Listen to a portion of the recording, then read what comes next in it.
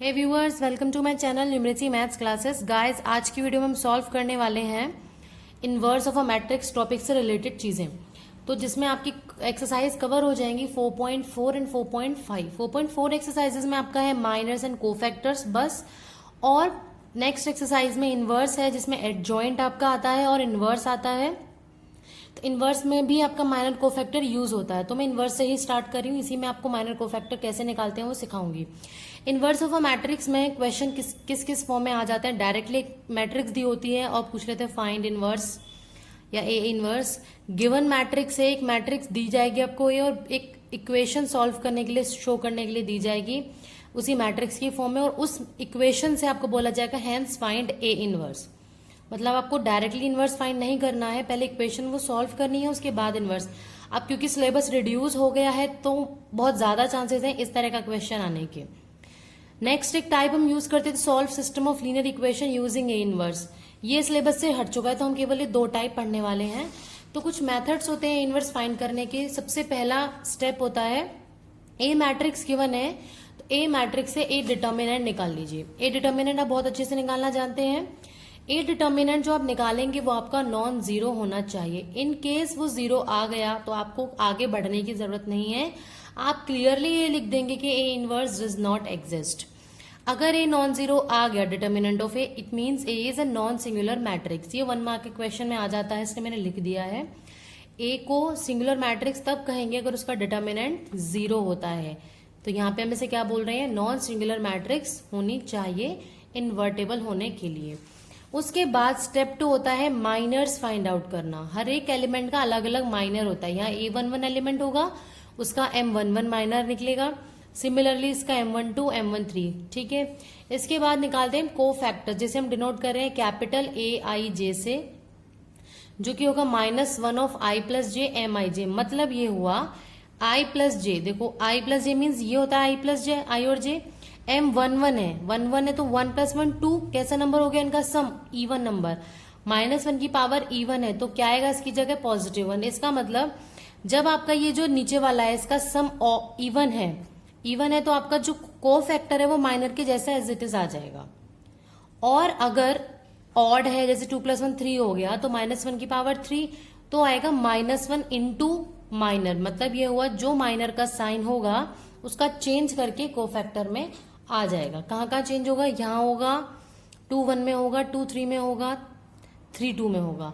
मतलब जो जो नेगेटिव साइन वाले हैं, आपको ध्यान होगा जब हम डिटर्मिनेंट निकाल रहे थे तो बोल रहे थे ना, यहाँ पे माइनस, यहाँ माइनस, यहाँ माइनस और यहाँ माइनस। इसीलिए बोलते हैं क्योंकि ये जो टर्म्स होती हैं सारी पॉजिटिव्स इसी वजह से होती हैं।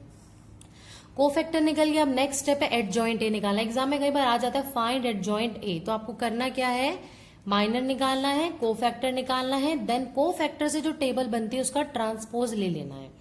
जैसे ही आप ट्रांसपोज लेंगे वो आपको क्या मिल जाएगा, एडजॉइंट ए। तो इसी एक क्वेश्चन में से, इनवर्स में से कई सारी चीजें आ गई। 1 मार्कर में ये पूछा जा सकता है कि सिंगुलर नॉन सिंगुलर है या नहीं है। दूसरा डायरेक्टली पूछ लेगा फाइंड माइनर्स, तो आप ऐसे माइनर्स निकाल सकते हैं। या फिर पूछ लेता है फाइंड को फैक्टर्स, तो आप पहले माइनर्स निकालेंगे, देन अगर उनका सम इवन है तो सेम, अगर ऑड है तो साइन चेंज होके को फैक्टर्स आ जाता है।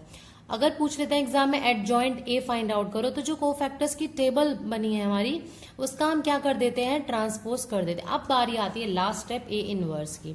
तो ए इनवर्स क्या होगा आपका, जो एडजॉइंट ए आएगा इसको ट्रांसपोज लेके जो टेबल आएगी, मैट्रिक्स आएगी, that is your adjoint A.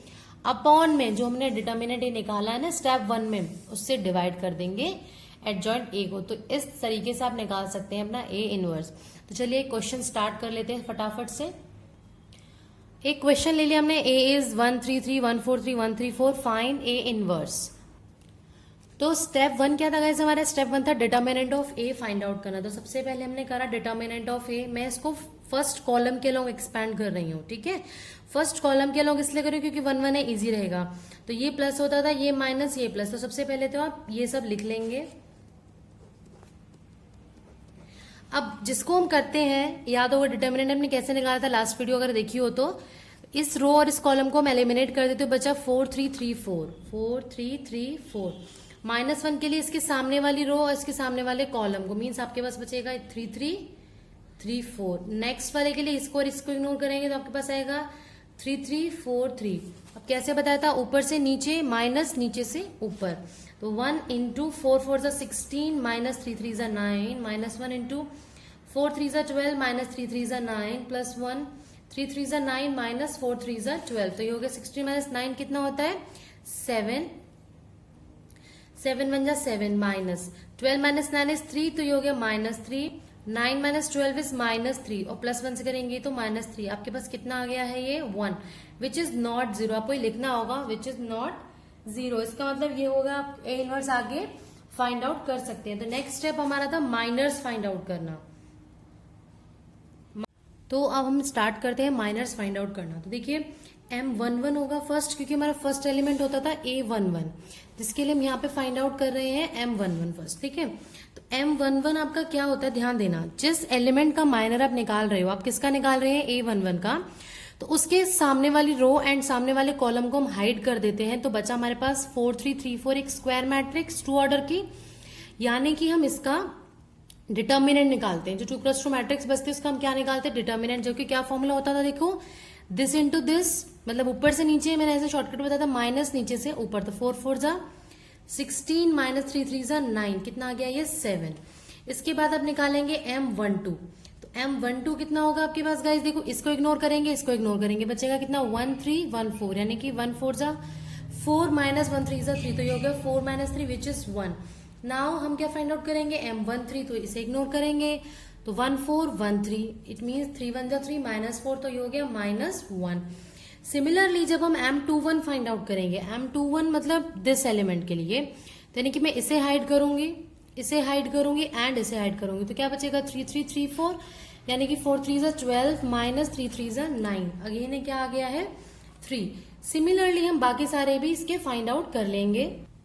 तो ये सब मैंने फाइंड आउट कर लिए हैं, इसके माइनर्स ये सब आ गए हैं। ओके, माइनर के बाद हमारा थर्ड स्टेप क्या होता था, को फैक्टर्स फाइंड आउट करना, जिसका फॉर्मूला ये था Aij इज इक्वल्स टू -1 की power I plus j into Mij। Means m, इसको इग्नोर कर दें अगर हम, तो Aij और Mij में क्या डिफरेंस है, -1 के साइन का, और ये -1 का साइन आएगा, ये +1 का साइन आएगा, किस पर डिनोट करेगा, अगर I और j का सम ऑड और इवन है। अगर ऑड आता है, क्योंकि देखो ऑड आने का मतलब है, मान लो -1 की पावर 3 आ गई, तो आप जानते हैं इसकी वैल्यू क्या होती है -1। अगर -1 की पावर इवन आ गई तो स्क्वायर 1 हो जाएगा इसका, 2 time multiply minus minus plus, तो 1 आ गया। मीन्स जब आपका ये पावर नेगेटिव है, सॉरी पावर ऑड है तो नेगेटिव नंबर आएगा। मीन्स Mij के साथ नेगेटिव नंबर मल्टीप्लाई कर दिया तो साइन चेंज होगा, इतना ही तो होगा। अब मान लो मैं M11 से A11 निकाल के आपको दिखाती हूँ, तो A11 कितना होगा, देखो -1 की पावर 1 + 1 और M11, तो -1 की पावर स्क्वायर इंटू M11 की वैल्यू भी फाइंड आउट की थी आपने, क्या थी 7 थी, और -1 का स्क्वायर होता है +1, तो यानी कि 1 इंटू 7 इज 7। आप देखेंगे M11 और A11 आपके दोनों ही सेम आ गए हैं, लेकिन ये चीज A12 में डिफरेंट हो जाएगी आपकी। वाई, -1 की पावर 1 + 2 इंटू M12, नाउ -1 की पावर 3 जो की वैल्यू होती है -1 इंटू M12 कितना आया था आपका 1, तो ये हो गया -1। आप देखेंगे इसका साइन चेंज हो गया। मीन्स जब इन नंबर का सम इवन होता है तो एज इट इज M को फैक्टर आ जाएगा माइनर के जैसा, अगर पावर ऑड है तो साइन चेंज कर देते हैं। तो इसी से हम हेल्प से जल्दी जल्दी लिख लेते हैं, यानी कि A13 1 + 3 4 इवन है तो सेम आएगा। A21 सेम है, 2 + 1 इज 3, ऑड है तो यानी कि साइन चेंज हो जाएगा। A22 2 + 2 4 इवन है तो सेम आएगा। A23 3 + 2 5 होता है, यानी कि ऑड, लेकिन -0 तो 0 ही होता है तो एज इट इज लिख देंगे। A31 3 + 1 4 होता है, यानी कि सेम आएगा। A32 भी अगेन 0 ही आएगा क्योंकि -0 कुछ नहीं होता है। नाउ A33 3 + 3 6 इवन है तो सेम आएगा क्योंकि पॉजिटिव 1 देगा, तो 1 आ गया। अब आपके पास ये जो लिस्ट आई है ये किसकी लिस्ट आ गई, आपके को फैक्टर्स की। इसके बाद नेक्स्ट स्टेप मैंने क्या बताया था को फैक्टर्स से, कि आप एडजॉइंट ए निकालते हैं, जो कि क्या होता है आपके को फैक्टर्स का ट्रांसपोज। ठीक है, यानी कि क्या होगा, पहले आप A11 की जगह A11 लिखो, A12 की जगह -1, A13 की जगह -1, फिर A21 A22 A23 A31 A32 A33, इसका ट्रांसपोज हमें लेना है, जो कि क्या हो जाएगा, जो रो है वो बन जाएगी कॉलम। तो 7 -1 -1 -3 1 0 -3 0 1, ये आपका आ गया है एडजॉइंट ए। तो बचा लास्ट स्टेप, वो जो कि क्या था, ए इनवर्स फाइंड आउट करना, जिसका फॉर्मूला था adjoint A upon determinant of A. अब डिटर्मिनेंट ऑफ ए आपका क्या आया था, 1। मतलब ये हुआ कि मैं इस मैट्रिक्स को अगर 1 से डिवाइड करती हूं तो सेम मैट्रिक्स ही तो मिलेगी हमें। इसका मतलब आपका ए इनवर्स आ गया है ये वाली मैट्रिक्स। तो एक तो इससे रिलेटेड क्वेश्चन एग्जाम में पूछे जाते हैं, या फिर एक क्वेश्चन और है जो कि हम डिस्कस कर लेते हैं, या फिर वो एग्जाम में आएगा। नेक्स्ट टाइप है ये क्वेश्चन, इस तरह के क्वेश्चन एग्जाम में आ जाते हैं। जैसे हमें दे दिया जाएगा एक मैट्रिक्स ए, शो करने के लिए एक इक्वेशन दे देंगे। वो इक्वेशन एक सेकेंड डिग्री इक्वेशन भी हो सकती है और थर्ड डिग्री। सेकेंड डिग्री मतलब एक क्यूब वाली टर्म नहीं होगी, सिर्फ इतनी टर्म होगी। और बोलेंगे हेंस फाइंड ए इनवर्स, यानी कि इसको यूज करके ए इनवर्स फाइंड आउट करो। तो आपको करना क्या, देखो ए क्यूब ए स्क्वायर सबका जिक्र हो रहा है, यानी कि ए से पहले आप निकालेंगे ए स्क्वायर, जो कि कैसे आएगा, ए में ए मल्टीप्लाई करके, मल्टीप्लीकेशन आपको आता ही है। इनकेस कोई डाउट है लास्ट वीडियो आप मेरी देख सकते हैं। तो कैसे करते हैं, थोड़ी सी हिंट दे देती हूँ। First row first column multiply करने से आपको मिलता है फर्स्ट एलिमेंट A11। A12 आपको मिलता है फर्स्ट रो सेकंड कॉलम। कैसे करना होता है, कॉरेस्पॉन्डिंग ये मल्टीप्लाई होते हैं और ऐड होते जाते हैं। इस तरह से लिख लिया हमने, सॉल्व करा, ए स्क्वायर आ गया। ये मैं करके नहीं दिखा रही हूँ क्योंकि आप अच्छे से जानते हैं। नेक्स्ट मुझे ए क्यूब की जरूरत भी पड़ेगी, तो ए क्यूब कितना होगा, अगर मैं ए स्क्वायर में ये मल्टीप्लाई कर दूं, और ए स्क्वायर ये मैट्रिक्स है, ये ए ऑलरेडी गिवन था, अब की बार इन दोनों को मल्टीप्लाई कर दो तो आपको सेम मिल गया। यानी कि वो लेफ्ट हैंड साइड में सारी वैल्यू सब्स्टिट्यूट कर दो। ए क्यूब में ये वैल्यू -6 ए स्क्वायर में ये वाली वैल्यू प्लस 5 ए यानी कि ये वाली value plus 11 I means identity matrix. अब किस ऑर्डर की रखनी है, क्योंकि ये जो क्वेश्चन है ये 3 ऑर्डर की मैट्रिक्स है, यानी कि आइडेंटिटी मैट्रिक्स में क्या लेंगे, 3 ऑर्डर की। सारी वैल्यूज को पुट करो, इसको एज इट इज लिखा, 6 से पूरी मैट्रिक्स को मल्टीप्लाई किया तो हर एलिमेंट 6 से मल्टीप्लाई होगा। प्लस 5 से सबको मल्टीप्लाई करेंगे, ये आ गया, प्लस 11 से इसको करेंगे तो ये मैट्रिक्स है। तो इस पूरे को आप सॉल्व करेंगे, देखेंगे, देखो 8 -24 plus 5 plus 11, 11 plus 5 16, 16 plus 8 is 24, 24 -24 is 0। Similarly आप जब करते जाएंगे आप देखेंगे सारे स्टेप्स में आपका 0 0 आ गया, मीन्स आपकी ये बन गई है 0 मैट्रिक्स। तो आपका ये इक्वेशन जो था ये तो सॉल्व हो गया। अब हमें फाइंड करना है ए इनवर्स, वो कैसे करते हैं चलिए देखते हैं। ये हमने इक्वेशन लिख ली है अपनी। अब आपको ध्यान क्या रखना है, चाहे कैसा भी क्वेश्चन आ जाए, क्यूबिक हो, 4 डिग्री हो या 2 डिग्री हो, अगर ए इनवर्स पूछा है इसे यूज करके आप सबसे पहले एक स्टेप ये लिखेंगे, post multiplying by A inverse. Post multiplying मतलब पीछे की साइड, टर्म में पीछे की साइड आपको ए इनवर्स से मल्टीप्लाई करना है। मीन्स आप लिखेंगे A cube into A inverse -6 A square into A inverse plus 5a into A inverse plus 11i into A inverse is equal to 0।